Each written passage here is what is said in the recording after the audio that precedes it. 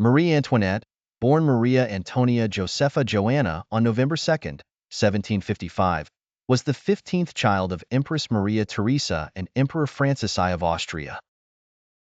As a member of the House of Habsburg-Lorraine, she grew up in the opulent Austrian court, receiving a broad education typical of her station, which included languages, art, music, and social graces.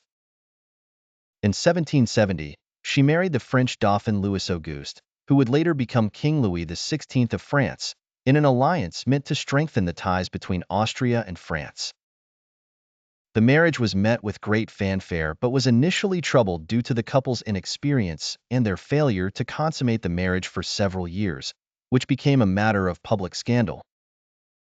Marie Antoinette struggled to adjust to the rigid etiquette and the foreign culture of the French court at Versailles.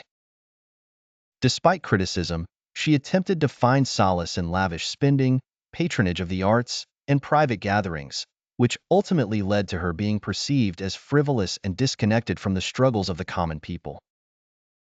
She earned the derogatory nickname Madame Deficit due to her extravagant spending during a period of financial crisis in France. Her most famous supposed remark, "Let them eat cake," though likely apocryphal, exemplified her image as being out of touch with the populace. As the political climate in France grew more unstable, anger against the monarchy swelled, with Marie Antoinette becoming a primary target for public outrage.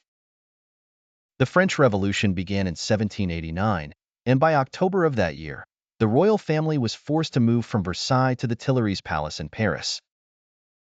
Throughout this turbulent period, Marie Antoinette's main focus was the safety of her children and plotting various plans for escape. Her efforts included seeking aid from her native Austria and other monarchies in Europe, but most of these plans came to fruition too late or failed entirely.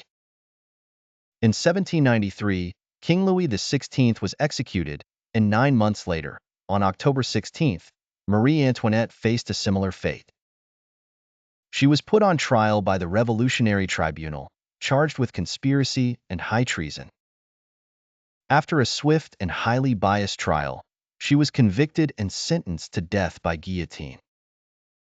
Her life ended under the blade, but her story has endured as one of the most iconic and controversial tales from one of history's most tumultuous times.